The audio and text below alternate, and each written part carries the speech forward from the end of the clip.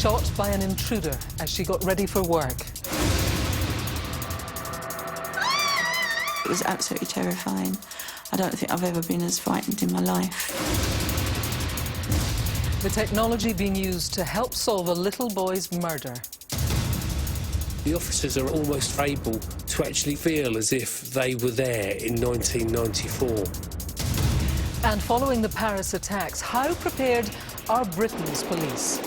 The UK's top officer joins us exclusively live from Scotland Yard. With you for the next hour, this is Crimewatch.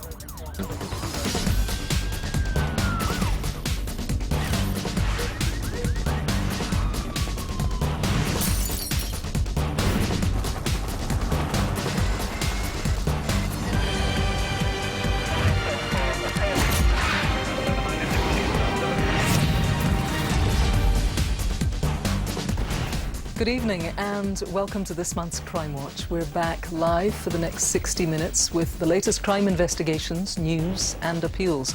And we'll be speaking to the Metropolitan Police Commissioner about the UK response to the Paris attacks shortly. But first, here's what else we've got for you tonight.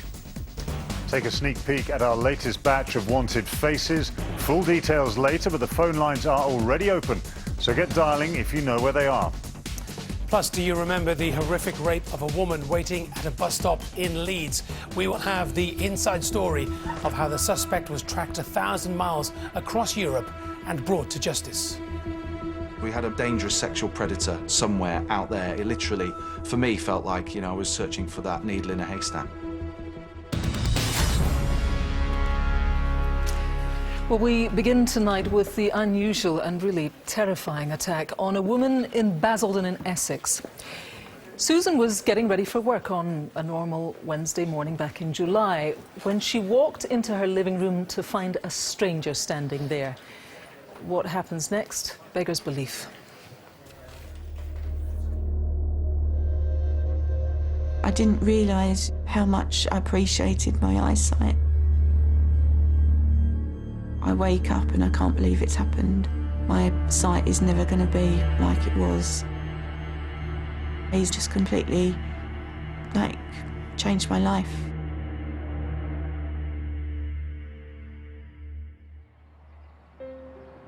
We've lived here 19 years, and in that time, it's been a really nice place to live. It's been safe, it's quiet. Stuart and I have been together 35 years, and we've done a lot of stuff together in the house, making it nice. I'm a long-distance lorry driver, and my main work is Rome, back and forth to Rome. Never had a thought ever of leaving Sue on her own here. It's always been safe here. Sue's always been comfortable staying at home with me, being away.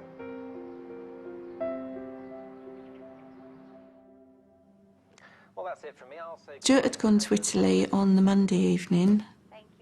On Tuesday, I had quite a busy day at work, so the day had gone sort of pretty quickly. I got home, sort of tea time, and then watched telly. Then I would have gone to bed, and that would have been my sort of routine on that Tuesday.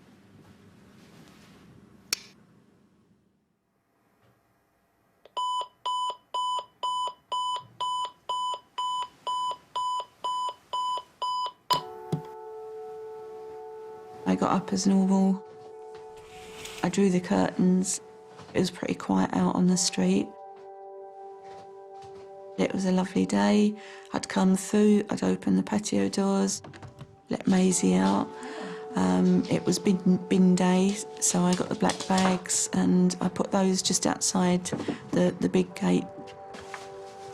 I'd fed Maisie and then gone into the bathroom to get showered.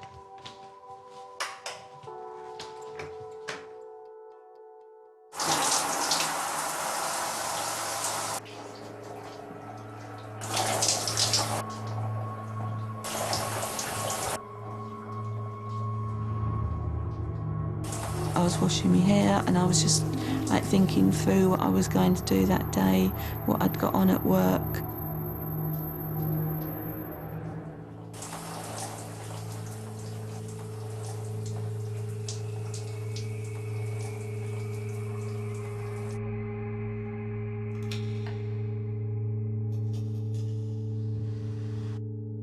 got out of the shower. I hadn't heard any noises. Everything was just like how it normally was. I came out of the bathroom and I was just walking into the lounge. As I opened the door, he stood there.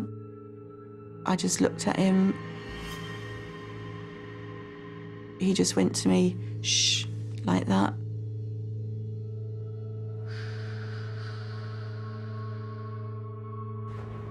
And he opened his hand up and showed me a gun.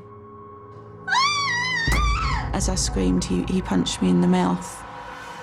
It was absolutely terrifying. I don't think I've ever been as frightened in my life. I felt my lip explode.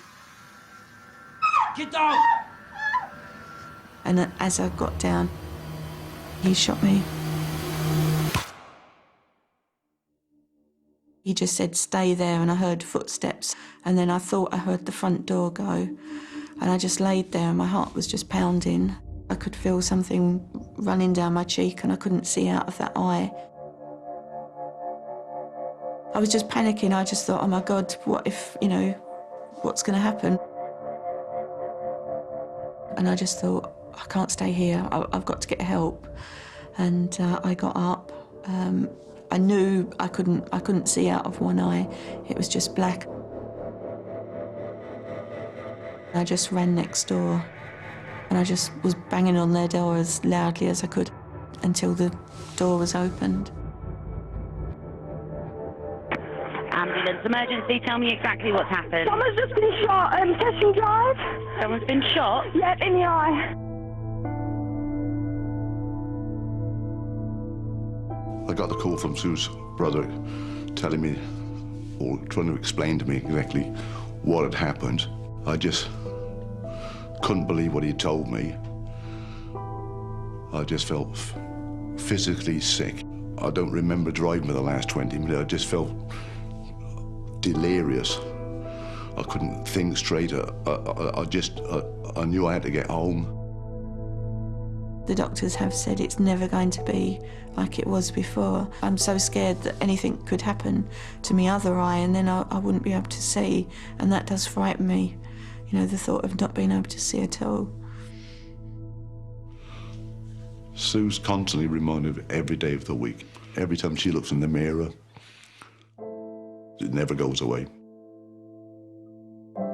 Even now, I still wake up in the morning and then I realise I can't see out of that eye, and then I still relive it.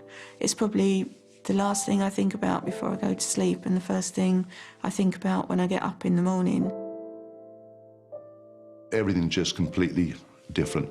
Sue likes to play a bit of music on a weekend or when she's finished working over the weekend. I can't remember the last time that she played any music. I just feel anger. I can't drive. I can't sort of sit and enjoy reading a book. I don't really spend a lot of time in the garden. I just can't understand why he felt he had to shoot me, why he's done that, and just completely, changed my life. Absolutely terrifying. Well, DS Richard Burgess is heading up the team investigating this crime. It was, DS Burgess, just a normal Wednesday morning in a residential street in Basildon. What do we know about the attacker? Well, it was absolutely terrifying. The attacker is about 25 to 30 years old, slim build, with short brown hair, and speaks with an Eastern European accent. He was wearing a blue T-shirt and blue trousers, possibly jeans. It was a chilling moment in the reconstruction there when he opened his palm and there we saw the gun. What can you tell us about the weapon? Yeah, indeed. It was an air weapon which fired a lead bullet which went into Susan's eye and fragmented. It's matte black in colour and boxy shaped. It's about 4 inches square. It fitted into the palm of the suspect's hand. Let's remind ourselves then, it was this year, it was Wednesday the 29th of July. I mean, people just going about their normal business in the area. Presumably tonight you want to get in touch with people who saw something that's going to be useful. Yeah, absolutely. It was a bright, sunny summer's morning. Somebody must have seen this man entering and leaving the premises. I'd also bring people's attention to the fact that Chesham Drive is very near to a main arterial route between London and Southend, which goes through Basildon. It's the A127. Did anyone see someone of that description get into a vehicle? Yeah, that could be crucial. There's a reward. Yeah, Crime Stoppers have offered a reward of up to £5,000 for anyone that can give us information on this man and bring to a successful conviction. OK, DS Burgess, thanks so much for updating us this evening. So, really, a terrifying attack, and there is no telling what this man might do next. He really needs to be caught. Please, if you think you can help, do call the usual number now. It's 0500 600 600.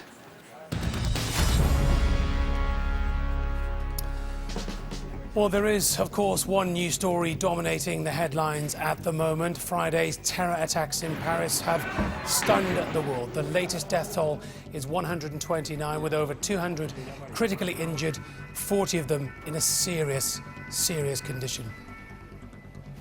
We shall be hearing from Britain's top police officer in charge of counter-terrorism in just a moment. First, let's talk to BBC News' Tim Wilcox, who's in Paris for us this evening. Tim, a very good evening to you. How would you assess the mood in Paris this evening, Tim? Well, one of fear, but also one of defiance. It was interesting that President Hollande went down to the Palace of Versailles today to address both houses, the Senate and the Assembly as well. That's very, very rare, and normally a president does that if he wants to change the Constitution, which he does, effectively. He wants to extend this state of emergency here for another 3 months, but he also wants international unity in the fight against Islamic State, or as he calls it in the Arabic term, Daesh. He wants a unity of purpose involving Russia, America and the Gulf states, everyone to crush this. There will not be troops on the ground. That's been made clear by President Obama. But in terms of airstrikes and everything else, and the restriction of money and the focusing on the borders which Islamic State controls, they want to crush it. They want to destroy that with airstrikes, which we saw the first 12 last night in that intensive strike against Raqqa, the de facto capital of Islamic State in Syria, by French warplanes. Tim Wilcox in Paris, thank you very much indeed. So how prepared is the United Kingdom for such a terror attack? This is what we know so far.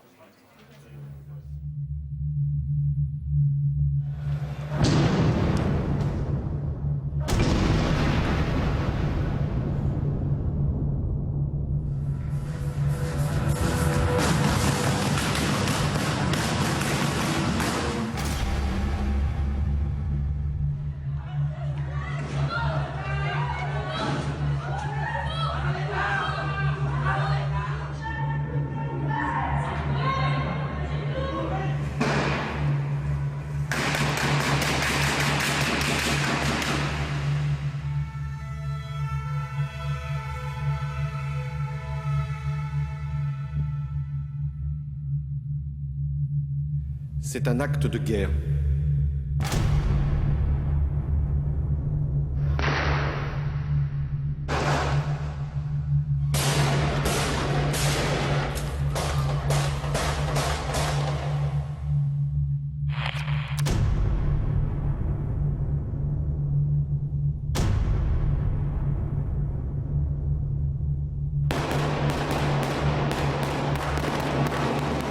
What these terrorists want to do is to change our way of life and to destroy our way of life. We will do everything we can to make sure we keep our people safe, but we live in a very, very dangerous world.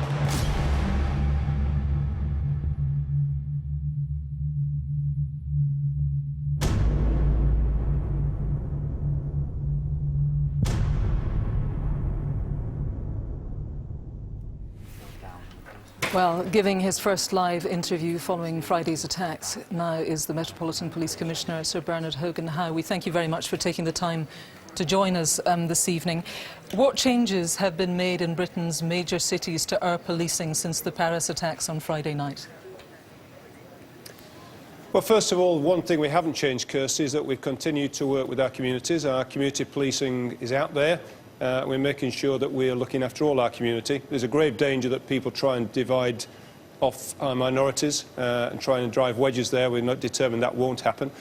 Secondly, of course, what we've done is to look at what happened in Paris and how would we have responded to that. So certainly here in London, we've increased the number of firearms officers we've got available. And of course, we've got to get ready for the England-France game tomorrow night. We've got to strike the right balance between trying to reassure people and obviously keep them safe. Well, just for a moment on that England-France game, as you say, it's tomorrow night at Wembley. You say you're increasing your police presence there, but what would be your direct message to people, maybe people with kids who are going to take them along who think, you know what, it's not safe, we're not going? What would you say to them? Well, first of all, go along. I mean, we believe it will be safe. We've got, obviously, the terrorist threat level at the moment right across the United Kingdom is at severe. So, of course, you know, in the background, there's always that running it there. But we have no intelligence there will be an attack on this game. What we're doing is putting officers there to reassure people. I think people would expect it's a common sense response. France were playing Germany a couple of nights ago in Paris when these terrible attacks happened. Here they are, the national team of France, coming here to London. We want to keep them safe. And we want to make sure that the 80,000 people who are expected at the ground have a great night. So the officers are there for reassurance. Sorry to interrupt you there. We've heard from our Prime Minister in recent days at the G20 that the intelligence services are going to see an increase in their manpower. That is a medium to long-term change. One might think that increasing your manpower on the streets and more armed police on the streets is what we need right now. Have you been given that guarantee from the Home Secretary that you will get the funding to do that? Well, of course, we're talking all the time to government about resources, about the number of police officers, and particularly, obviously, our community officers, particularly supporting the intelligence service, our counter-terrorist investigators. And, of course, sadly, as a result of what happened in Paris, the number of firearms officers we have and how we deploy them. I've taken immediate action. I've ordered that we have a different number of officers out there. We've increased the number of officers there 24 hours a day, and we've changed the way that they're operating immediately. But, of course, government will have to consider how they respond as well, and we're talking all the time about how we achieve this to keep people safe into the future. This, of course, is a big challenge to you and your police force. It's a big challenge to all of us, to all the many millions of Crimewatch viewers who are watching tonight. What's your message to them about how to keep themselves safe? Well, first of all, to reassure them. You know, we've got an excellent security service. We've got an excellent police force. The best way to keep ourselves safe is good intelligence. So just through your programme, just to ask people if you see something unusual, you're worried about people getting radicalised, you're worried about people who might be getting involved in terrorism, tell the police. I know that you're going to show the telephone hotline for people to ring us. People do that all the time. So first of all, we've got to have that good community link. The second thing we've got, which is a great strength, is a fantastic security service, both the external and the internal, who are working hard to garner that intelligence and then make sure that we identify the suspects who are out there. The police, we're here to do two big things, Kirsty. One, where we get a case that we can put before a court, that's what the police officers do. We take that intelligence, we look at what these people are doing, we build a case for charge, and then it's up to a court to decide. And finally, sadly, should these people ever get through, as we saw in Paris the other night, it's the uniformed officers who are there to respond with firearms, of course. We aren't an armed force. We don't seek to be an armed police force. Our great strength is not being armed. But when we get this sort of attack, we've got to be match fit, we've got to be prepared to intervene and make sure that people are kept safe and arrest these people should they ever get through. Sir Bernard, thank you for taking the time for joining us here on Crimewatch tonight. Remember then, if you see or hear anything suspicious, contact the police or call the confidential anti-terrorist hotline on 0800 789 321. OK, still to come tonight then. I wasn't the murderer of the year, but then again, I never killed my son, so who did? And that's what we need to find out. She was cleared of murdering her 6-year-old son, Ricky. Could new technology and new witnesses finally reveal who his killers are? Wanted faces now, and the first three are all described by police as dangerous, so should not be approached. Just dial 999 if you know where they are. Number one is this man, Shane O'Brien, although he's also known as Troy. Police want to question him in connection with the murder of a man at a bar in Eastcote in West London last month. O'Brien is 27 and has links to Kent, Reading and Ladbroke Grove in London. He also has a mark on the centre of his face and a tattoo of the name Shannon on his back. Next is 19-year-old Abdul Qadir Hassan, or Qadir as he sometimes calls himself. He was arrested by detectives in Greater Manchester investigating the murder of a man in Urmston in May. He was released on bail but has failed to return for further questioning. Hassan has connections to Manchester, Leicester and Pakistan. Greater Manchester Police are also looking for our third face, James Doherty, although you may know him as Michael Farrell or John Mallam. They want to talk to him about a robbery at a restaurant in Manchester in which staff were threatened with being attacked. Doherty is 25, has a mole on his left cheek and contacts across the region. Finally for now is this man, Abdul Munib Malik. Detectives want to question him after more than 30 kilos of heroin was seized from a flat in Bedfordshire. Malik has connections to Bedford, the West Midlands and also to Rotterdam. If you know where any of tonight's faces might be, please do get in touch using the numbers on screen. We'll go through the rest of the lineup a little later, but now it's time for this month's CCTV roundup, starting with a frightening incident in Scunthorpe.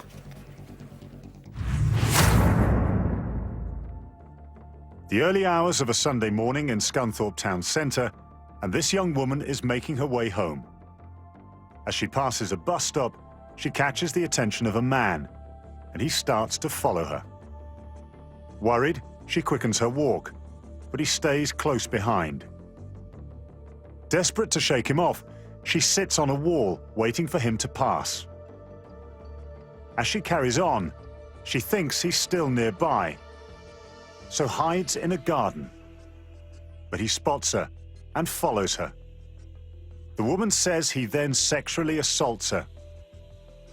Eventually, she manages to flee into the road and flags down a car, whilst the man coolly walks away. Who is this stalking man? Call if you know.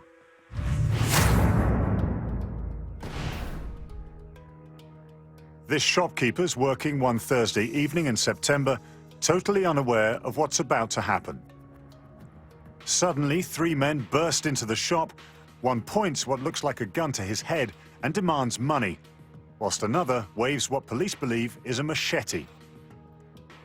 The terrified shopkeeper is marched at gunpoint to the till. But this robber seems to have forgotten to cover his face. Whoops. Look closely too at what appears to be a tattoo on his hand. Another worker is forced to hand over cash, and it's clearly thirsty work for the robbers who help themselves to bottles of vodka. Startled when a customer comes into the shop, the gang make off into a waiting car. Who are they? You know what to do.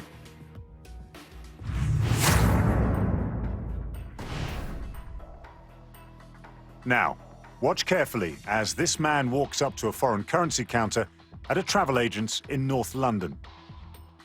He starts chatting to the cashier, but it's not a holiday he's after. It's the cash from the till. He slips a note under the window demanding money and claiming to have a gun. He's come prepared too, with a large bag for the cash. The terrified worker puts the money into the bag and hands it to the robber, who then casually leaves the shop with a substantial amount of cash. CCTV picks him up outside as he makes his getaway. He took enough money for a dream holiday, but with your help, he'll be off to prison instead. Name, please.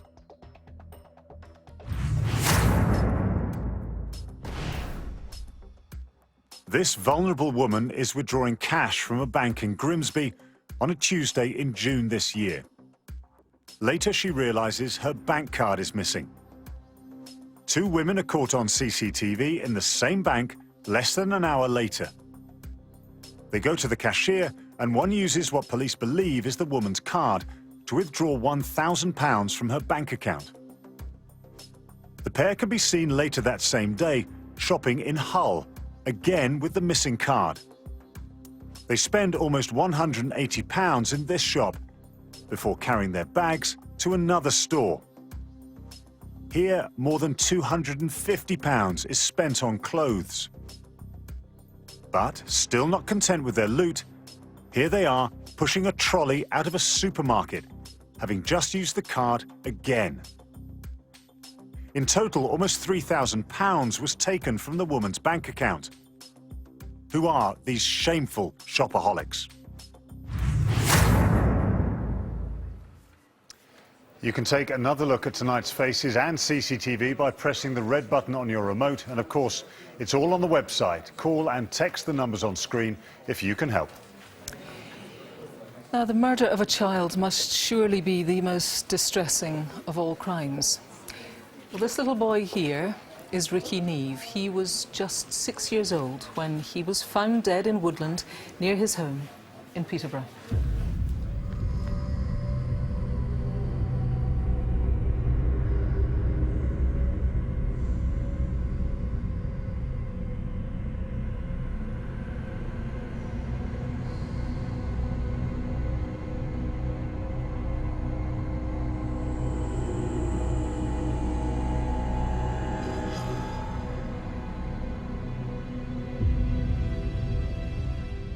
The murder of 6-year-old Ricky Neve in 1994 is etched into the memories of anyone who lived in the Welland estate in Peterborough.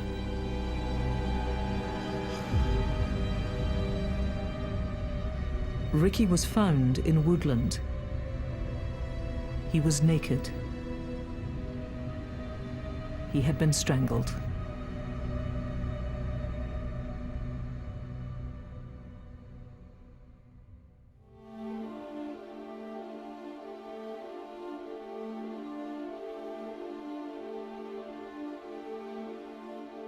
On the day he disappeared, Ricky got up for school.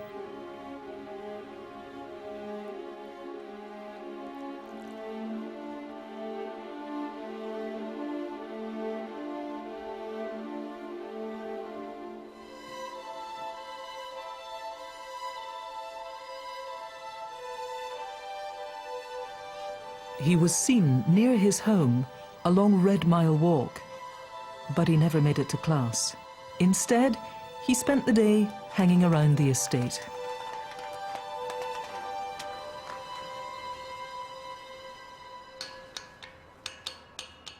Later in the day, he was spotted near the shops on Skelford Drive. One of the last sightings of him alive.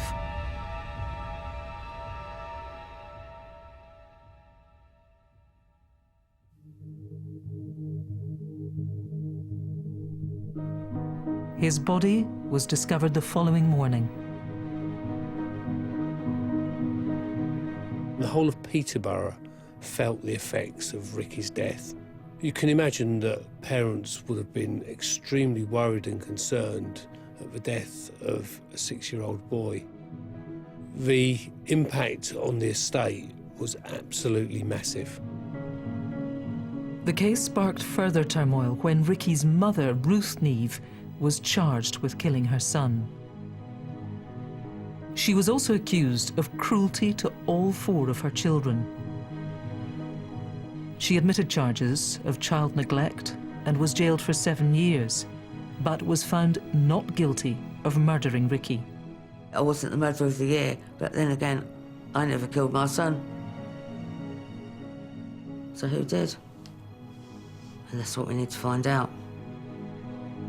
Ricky's siblings were taken into care after their mother was jailed. His sister Rochelle was 3 when her brother died. She was adopted and has made a new life for herself under a different name. It's absolutely devastating that, you know, the rest of us have got no brother now, you know. From the day I left Peterborough to carrying on into my adult years, you know, it's just a lot of unanswered questions that need to be answered.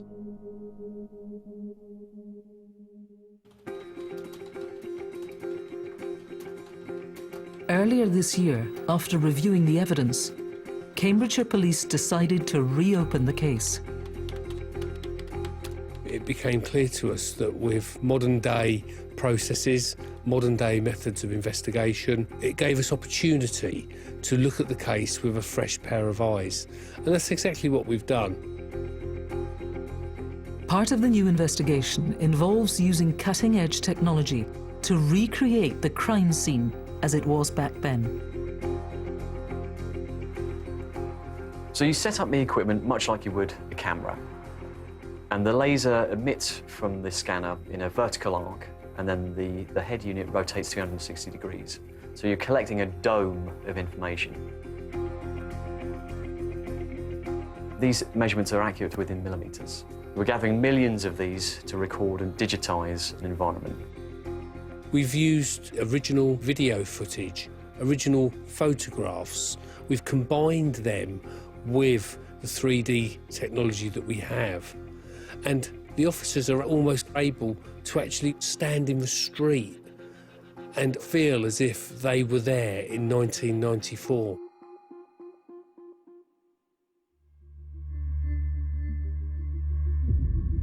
Whilst we have all the new investigative techniques, we're still highly reliant on what people saw. Witness evidence is crucial in this case. Police are again looking closely at what Ricky was doing in the hours before he disappeared. There were lots of sightings of Ricky throughout the Welland estate during the day. He was seen outside the Skelford Drive shops.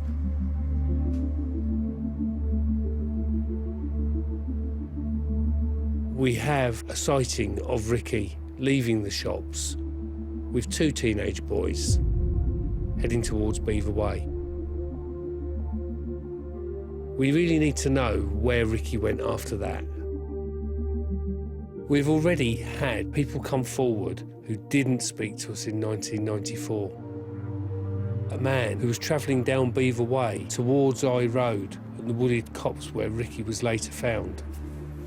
He saw two teenage boys pushing a pushchair. He remembers seeing an oversized child sitting in the buggy with a blanket over them. The next morning, two boys were seen leaving the wooded copse where Ricky's body would be later found. Around about the same time, a jogger was in the area. All three of those individuals, we really need them to come forward. Police also need to know who dumped Ricky's clothes. We found Ricky's clothing in a wheelie bin, only a few hundred yards from where his body had laid. Who put that clothing there?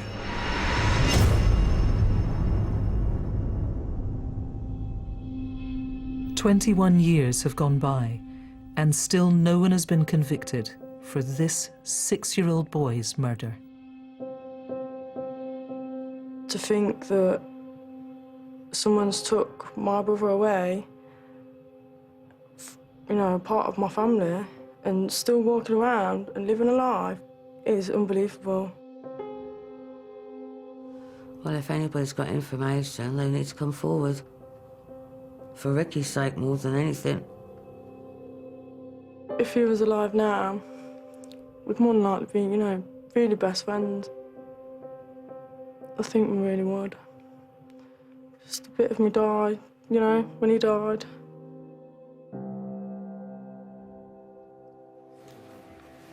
DI Jerry Waite is leading the investigation. Thanks for joining us. Crucial then to establish Ricky's last movements. Talk us through those crucial sightings. Well, witnesses have told us that Ricky was up outside the Scaffold Drive shops from around about 5:30 p.m. till 6:30 p.m. in the evening.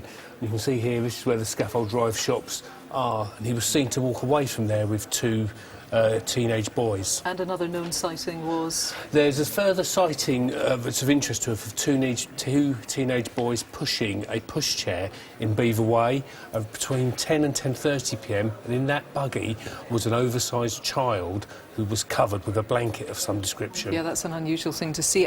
You can reveal tonight, I think, an additional sighting. We can. We've found a witness in recent weeks who saw Ricky, and it's somebody who knows Ricky, and they saw him in Tilton Court, which is just off of Skelford Drive, coming from the area of the shops towards Beaver Way, and he was with a person at that time.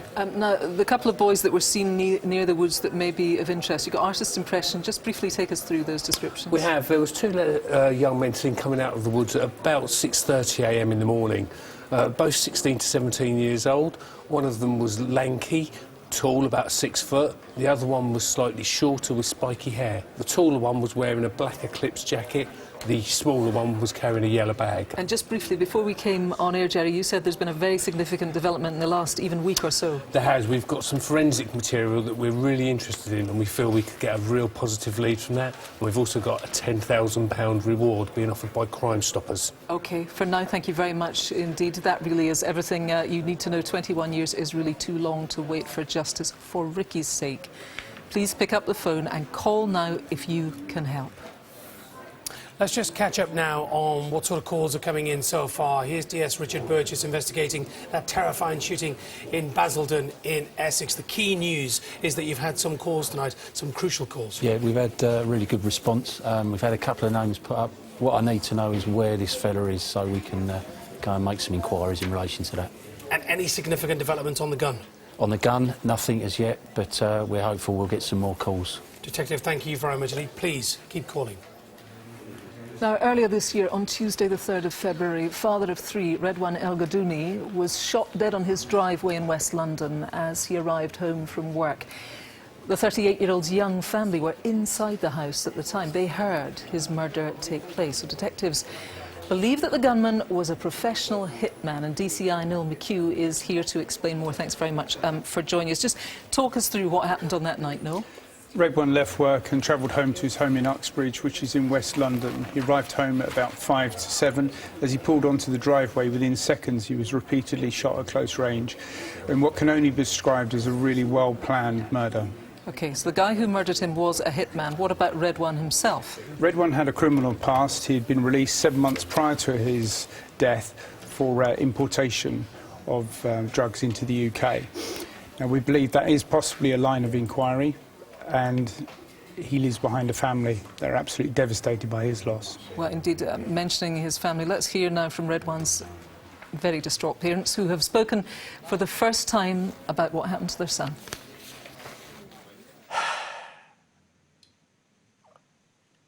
Leaves 3 kids for nothing. 3 kids, still young. The people how can kill that fella like that anyway? You know, me have family as well. Anybody who knows what happened to Redwan, can you contact with the police, please? Please, please. So that was Redwan's parents. Let's just concentrate for a bit longer then on the suspect. What do you know about this man? The suspect was seen on numerous occasions in Saunders Road in the days prior to Redwan's murder. Saunders Road runs alongside Vine Lane, the scene of where Redwan was murdered, and we believe these were missed opportunities by the suspect to shoot Redwan. Right, you've got some really interesting CCTV. It's short, but it's crucial. Just tell us what we're seeing from Saunders Road. 2 pieces of CCTV. On the 31st of January and on the 2nd of February, we have CCTV of the suspect wearing a really distinctive hat and a sweatshirt with a really distinctive emblem, and we need to find out what that motif is. Right. Now, the next thing we're going to see is very quick, and it's from the murder, it's from the night of the murder itself. What are we watching? At 6:55, Redwan arrived home, and then at 6:56, we have a suspect running from the alleyway which connects Vine Lane and Saunders Road, and this is the suspect after he shot Redwan dead. Now, a bit blurry in that photograph, but you've got a very good e-fit of this guy. Take us through the description. At 6:05 on that evening, this man is seen at the junction of Vine Lane and St Andrews Road, and we need to trace that man. And again, he's wearing the same motif on the top. There's a big reward, just briefly. We're offering £50,000 for information leading to the arrest and prosecution of those responsible for Redwan's murder. 50. Noel McHugh, thank you very much indeed. Well, there you are, murdered at just 38 years old, leaving 3 young children without their dad. If you can help, do the right thing. Give us a call. It's the usual number up on the screen now. Or, of course, if you prefer, you can always call anonymously. Call Crime Stoppers. They're on 0800 555 111. Right, still to come tonight then. How detectives track down a dangerous rapist who almost killed his young victim. I'd never come across such a violent attack, such a brazen attack. You know, there was no bigger investigation in West Yorkshire, and there hadn't been for some years before this.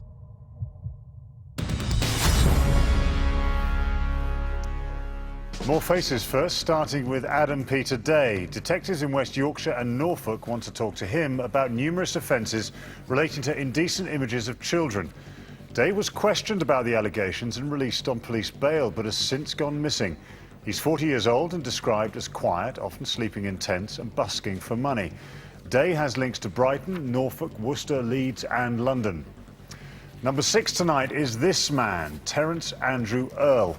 Detectives in South Wales want to talk to him after more than 180 kilos of cannabis with a street value of £1 million was intercepted by officers. Earl is 41 and you may see him in the Manchester, South Wales or St Helens area of Merseyside. Next is 36-year-old Tommy Doyle, although he calls himself many other names. Officers in North Yorkshire want to question him after a man was assaulted in his own home, suffering 2 fractured arms and a broken eye socket. A number of possessions were also stolen. Doyle has connections across the UK and to Ireland. Finally, we have Bernard Wanjiru. He's 20 but sometimes claims to be 21. He was jailed for supplying Class A drugs and later released on licence, but he's failed to stick to the conditions of his release and is now wanted back in prison. He has a tattoo on his right hand saying R.I.P. Karidi. Originally from Kenya, he has links across Essex and Kent. If you know where any of the faces are, then get in touch using the numbers on screen. You can take another look on the Crimewatch website and they're all on the red button until midnight. Time now to update you on previous cases, and you may remember in April this year we showed you this CCTV of a robbery at a bookmaker's in Barking Road in East London. The terrified cashier was forced to hand over the contents of the till, including all the loose change. Well, you called in your numbers and named the suspect, and as a result, this man, 31-year-old Daniel Dimofte, was arrested. On Wednesday last week, he was convicted of the robbery and sentenced to 4 years in prison. Last month we showed you CCTV after this disabled pensioner was robbed as he made his way home through Doncaster Town Centre. Well, as a direct result of information given by you, a 34-year-old man's been arrested and charged in connection with the attack and remanded in custody. And also last month, you may remember, we asked for your help after a guard was attacked on a train in Clapham.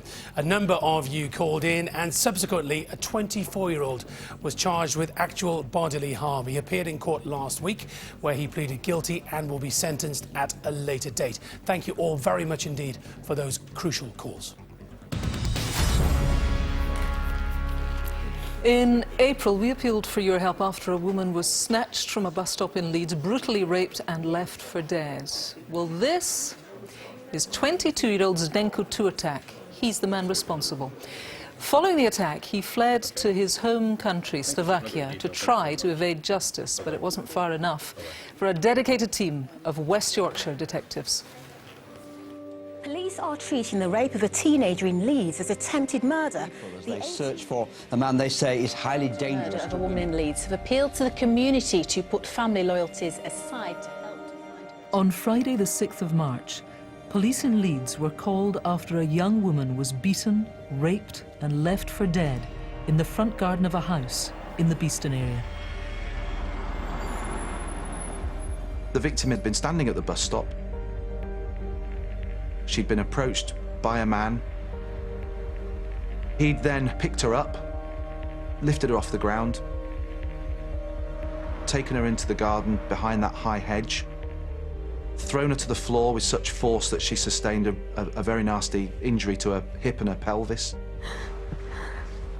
produced a rock, hit the victim over the head some 18 times, subjected her to the most appalling rape, and then calmly, nonchalantly left that garden and left her for dead.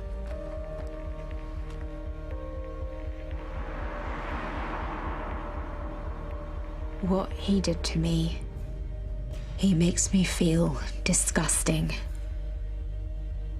I have to live with the scars for the rest of my life. I just feel like this man has taken my freedom away.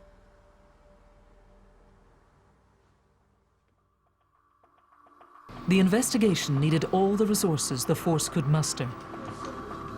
At times, there were more than 100 officers working on the case. We obtained a DNA profile from the offender, from the scene. And I suppose we do get very used to science solving offences for us. The DNA wasn't the only evidence detectives had. Police recovered a large rock from the scene.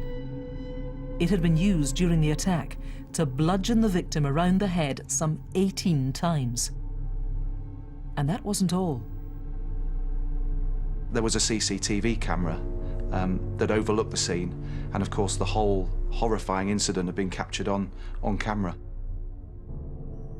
The images show that he struck her with a great deal of ferocity. I'd never come across such a violent attack, such a brazen attack, you know, literally feet away from what was a busy main road.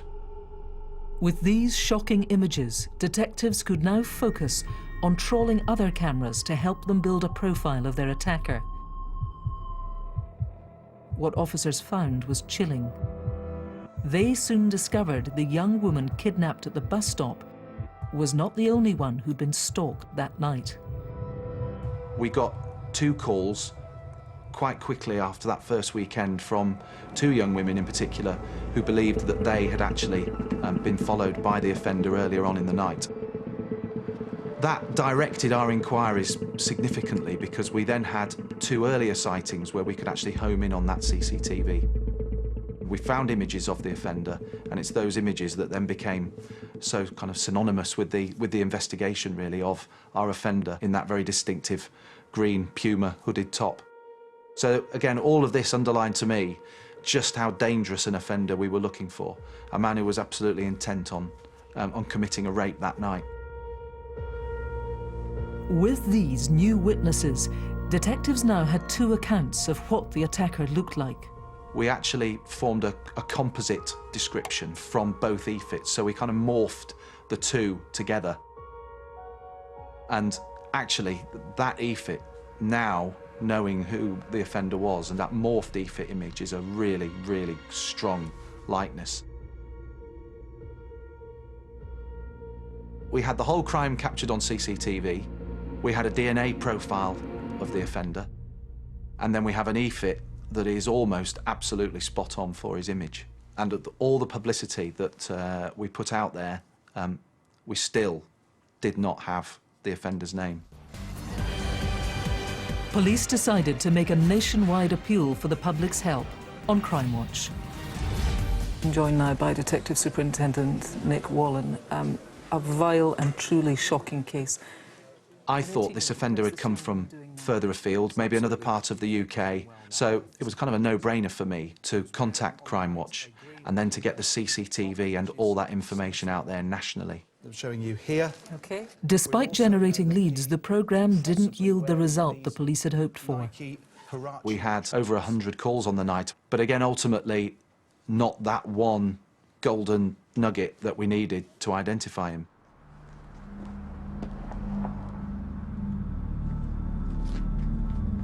The man they were looking for had apparently just disappeared. Detectives turned to specialist criminal profilers.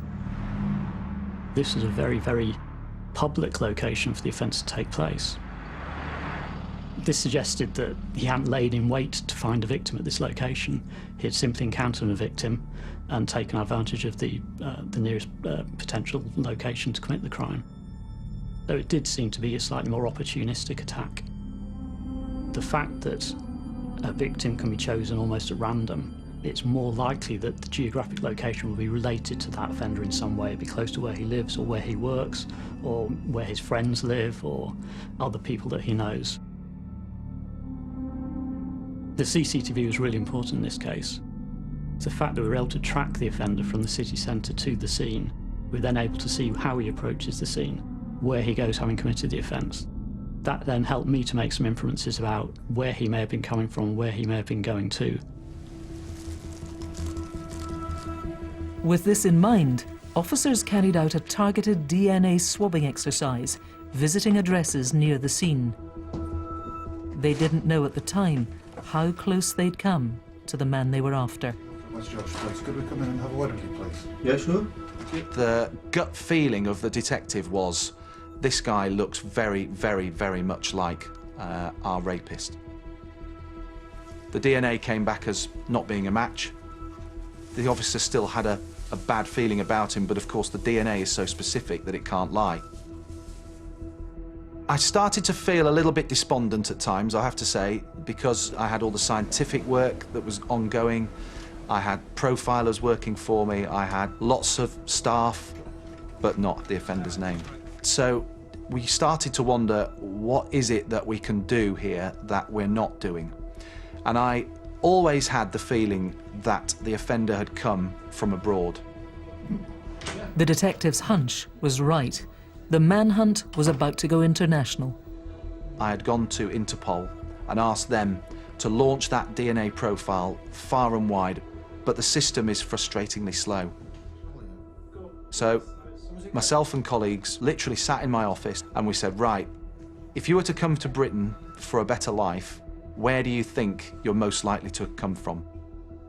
The following day, we engaged with all of these European embassies who all have police attachés, and we said to the police attachés, here's our DNA profile, can you physically do a check for us now? Within 3 days, detectives had a match. They could finally put a name to this face. We got a phone call from the Slovakian embassy saying he's a match for a guy called Zdenko Turtak. He's your man. What do you want us to do? And of course, that was a telephone call that I'll never ever forget receiving. Turtak had been living and working in Leeds for 4 years. He'd been living a very much a hand-to-mouth existence. He'd been working in car washes, all cash in hand.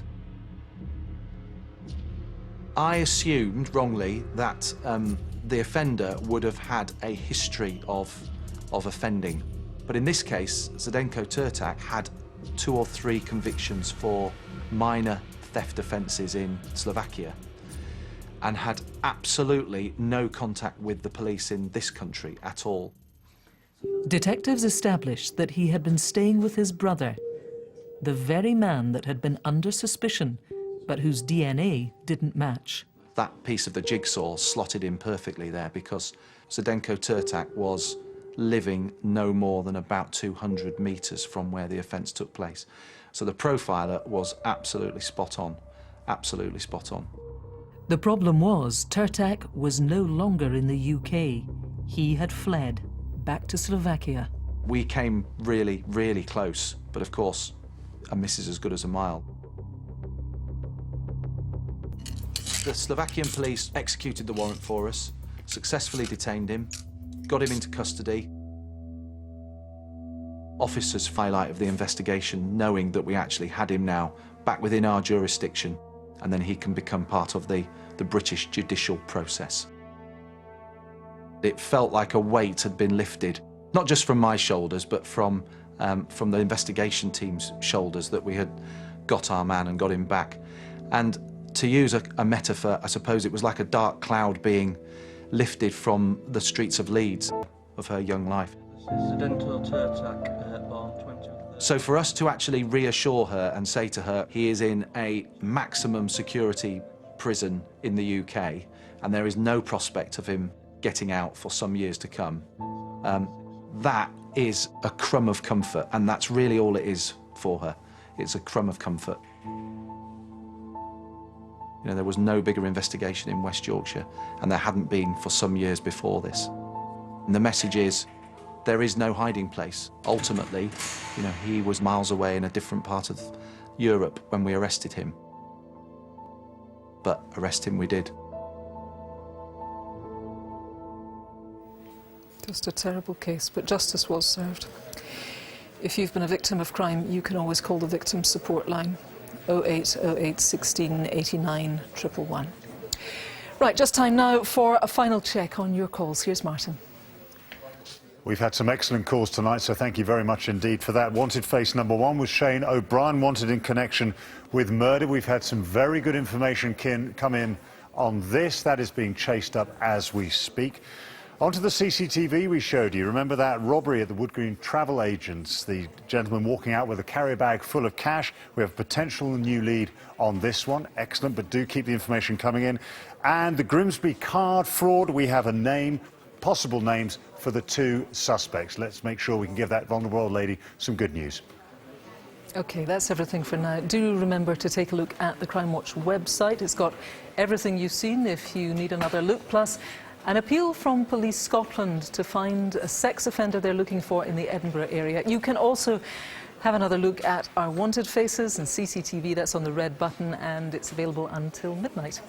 Our phone lines are going to stay open until midnight tomorrow. We're going to be back with an update, of course, after the news tonight at 10:50. Viewers in Scotland and Northern Ireland are going to have to wait until just after 11. We will, of course, also keep you up to date with the latest developments via Twitter. Follow at BBC Crimewatch. Thank you so much for all of your calls. They really do make a difference. From the whole team, good night.